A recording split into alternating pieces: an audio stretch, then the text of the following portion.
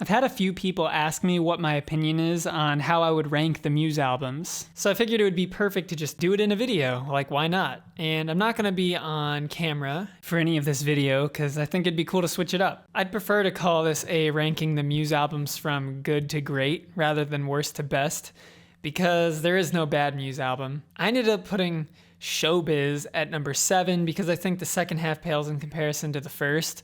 And even though the first does have some classics that I would consider some of their greatest songs ever, I don't think it's necessarily as consistently great as their other albums. It has 2 of my least favorite songs of their entire discography in Overdue and Sober, but it also has fantastic songs like Sunburn, Uno Unintended, Showbiz, Muscle Museum, and the list goes on. There are plenty great songs, Cave included in there.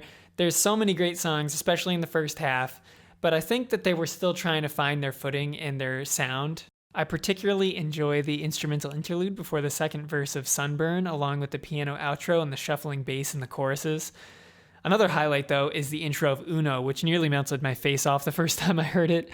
I never heard such raw power in music before, and the way he utilized the guitar in a similar respect to Tom Morello, but with a Spanish influence as well, which is one of my favorite styles of music. I couldn't have matched my taste any more perfectly. On to number 6, we have The Second Law. Though I am perfectly aware that this album gets the most hate from many Muse fans, I absolutely love most of it. The real reason it ends up so low on this list is because although it has many of my favorite songs, the low points are pretty low. Save Me and Big Freeze both really start to drag for me, aside from the portions of each song where the drums start to become more prominent. Additionally, I consider myself an EDM fan, and while I applaud the effort and experimentation of Unsustainable, the dubstep sections didn't come across that well to me. I found the build-up fantastic, the bridge enthralling, but the dubstep, which is supposed to be like the chorus of the song, kinda disappoints me every time. I'm sure it's much better live, but it doesn't translate that well into the studio version. I would rate the other 9 tracks all as phenomenal songs. Yes, even Follow Me. They all have something unique to offer and are in constant rotation in my playlists. From the 5/4 time signature of Animals to the funky slap bass of Panic Station, even to the lovely ballad of Explorers. If you haven't managed to listen to an instrumental of any of these songs, I highly recommend it, particularly Survival and Explorers. The remaining 5 albums on this list could literally go in any position, in any order, and I would be satisfied. The only 2 I know where they belong for me are number 6 and 7, which are the previous 2 I covered. But literally, all of the rest of the albums on this list have been in a different position for me personally at some point. It constantly changes. This is just where I would rank the albums right now. So I know a lot of you are going to kill me for this, but I'm putting Black Holes and Revelations at number 5. Oh my god. Again, it's not a worst to best, it's a good to great. So I consider every single one of these albums great. It might only be here because I've played each song so many times off of it, but it is what it is. At first glance, it might appear that Black Holes could be my favorite album, considering that I have no songs on it that I don't like. The only thing holding this album back from permanently being in my top tier is that I don't absolutely adore as many of the songs as I do on some of these other albums. I like all of it a lot, but not to the same extent as some of the other tracks on Drones, for example. It has a few underrated tracks like Soldier's Poem and particularly Hoodoo, which I've seen people kind of show that they hate. I'm actually really surprised about the fan reaction, considering how it calls back to the strangeness of Origin of Symmetry, but also the pianos of Absolution. It's epic and builds beautifully. My only complaint would be the production. On a few songs I noticed it sounding somewhat lackluster, almost like muddy, such as on the aforementioned Hoodoo. Another one would be Assassin, which I think is a phenomenal song and so much better live, but is held back a little bit by the guitar tone, which almost sounds like a buzzing fly rather than a shredding guitar. Just listen to the live version at the Mayan if you need any convincing about how amazing Assassin can be. Number 4 is Drones. Drones has the same issue for me that The Second Law did, with a little bit of inconsistency. The difference here is that the low quality tracks are fewer and the highs are even higher. All 5 of the best songs that I'm gonna list are some of my favorite Muse songs of all time, particularly The Handler, which is my favorite Muse song, and my favorite song of all time, period.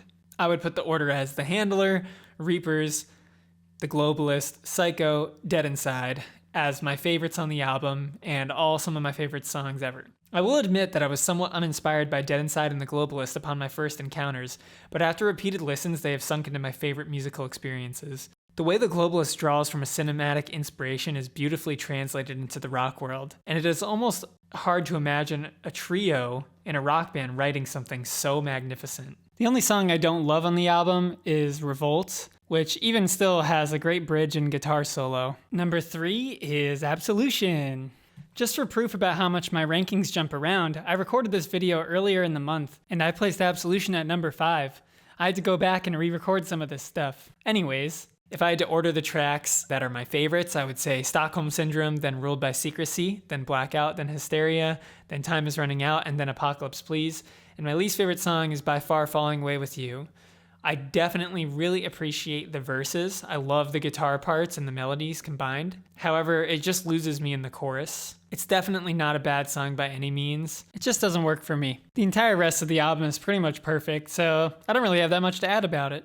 Number 2 is The Resistance, another controversial opinion. I find this album to be a masterpiece, from the driving anthem of Uprising to the almost ethereal Resistance, to the dancey Undisclosed Desires, to the weirdness of a bass clarinet solo. How can you get any cooler than a bass clarinet solo? I'll give you a hint, you can't. And then it concludes with Exogenesis, which is a 3-part symphony done flawlessly. The only part of this album that I don't find absolutely perfect is Guiding Light, and even that song has grown on me because of the fantastic guitar solo. I also find that Unnatural Selection is a criminally underrated track. Perhaps this is in part due to the length of the breakdown, which could be uninteresting to first-time listeners, but after repeated listens, it has become one of my favorite moments in any Muse song.